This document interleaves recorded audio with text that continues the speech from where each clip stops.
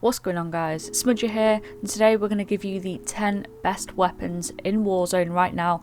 It's 6 Cold War, 4 Modern Warfare. I didn't want to forget Modern Warfare. There's still some very good guns in there despite what they're trying to make you believe. But we are going to kick it off with the Cold War guns, starting off with the LC10, which you're going to see rise to prominence really soon. Personally, I equipped the Agency Suppressor, the 13.9-inch Task Force, although I know a few people prefer the Ranger or the Reinforced Heavy. I do use the Bruiser Grip for a bit of extra mobility. I use the 52 round fast mag just because it does burn through ammo, and I find that the fast mag doesn't weigh me down too much in terms of ADS speed. And then finally the Raider stock, just to make sure I am firing as quickly as possible when I come out of a sprint. And to everyone that loves the AK-47, I am thrilled to tell you that it is now a viable gun within Warzone. So of course it's a bit bouncy, a bit like the Amax I guess you could say, a little bit harder to control, but it does hit really hard.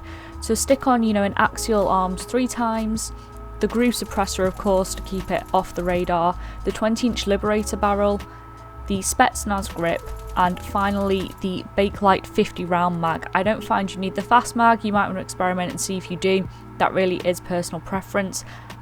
Like I said, the recoil is a bit tricky, so do bear that in mind when you are using this build. Returning to old faithful of Cold War, it is the MAC-10, still incredibly viable despite the little nerf it received. A great gun to use, it feels far more balanced, which is quite nice.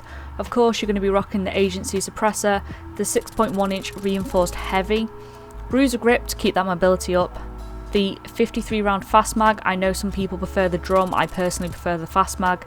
And finally the SAS combat stock or no stock, that is personal preference. I switch between the two depending on what class I pick when I'm at the loadout.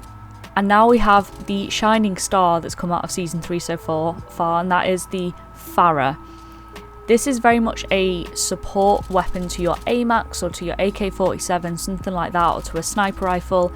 Far better for short to mid distances than long distances, so I don't personally put a sight on it. I know some people prefer to do. I run the groove suppressor, the 18.1-inch takedown, the Spetsnaz grip, 40 round speed mag. I never really find myself needing more than that. As the season goes on I might switch to the 50 round, and the KGB skeletal stock. This is a fantastic gun, guys, highly recommend. Bouncing back to another old faithful, the FFAR may have received a little bit of a nerf. It's still a perfectly good gun, it's just far more balanced, similarly to the MAC-10.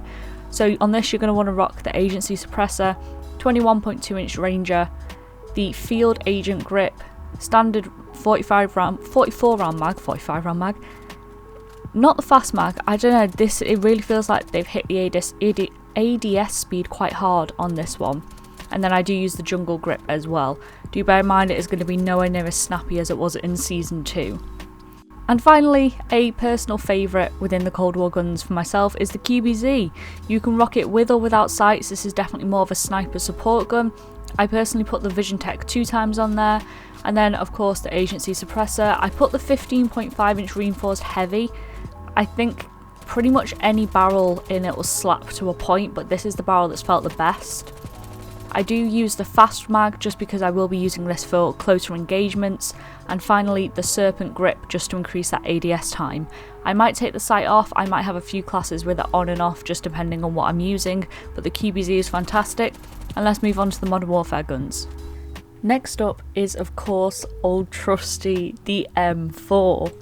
I personally like to run this kind of more of a long range sniper support weapon. Of course it does fry at pretty much any range, especially if you've got that recoil down.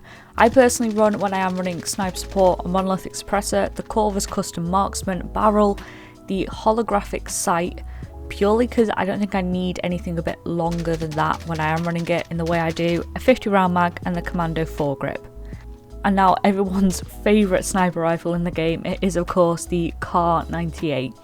This one I run a monolithic suppressor, the Singard custom 27.6-inch tac laser so you can zoom in as quick as possible, same with the stippled grip tape I've got on here. I personally run a sniper scope. I know some people prefer the variable zoom, that really is just personal preference. And now this is just your friendly reminder that the MP5 is still out there and it's still pretty good. It's definitely up there as a top tier weapon still. I run the monolithic suppressor, the Merc 4 grip, 45 round mags, stippled grip tape, and F-Tac collapsible stock. Obviously it's not going to be everyone's cup of tea now that Cold War guns are fully integrated. I still like it, it's still a really fun gun to play with. Definitely up there with some of the best, so don't forget about this one. And finally, the other half of the current meta, it is of course the Amax. And for this, naturally, you're going to want to equip the monolithic suppressor, like always, the Zodiac barrel, the VLK 3 times. I personally prefer putting the T-pose reticle on there, just as a little FYI, the 45 round mag, and the Commando foregrip. This thing's a beamer, I think we all know this. I could have made this list solely out of Cold War guns, but I don't think that's very fair to anyone that enjoys Modern Warfare guns, so I have tried to at least include a few in there. I will have a video out tomorrow on the 3 best loadouts, so complete loadouts for some different playstyles as well, so you're not all running super aggressive loadouts. If you do just want to have a nice little snipe, I'll have a loadout for that as well. And guys, I do have a TikTok. Please go follow it. Same name as my YouTube. It has the last video went a bit crazy on it. I like to keep that rolling, so if you haven't already, do hop over and follow me on there. Same with Twitter, except you just got to add an extra R at the end because somebody already had my social handle. I'm not salty about it. Share this video with your friends, family, grandma. I don't know who plays Warzone. According to Activision, there's like 100 million players that play it, so your grandma's probably one of them. Hope you all have a good day, and I'll see you next time. Bye.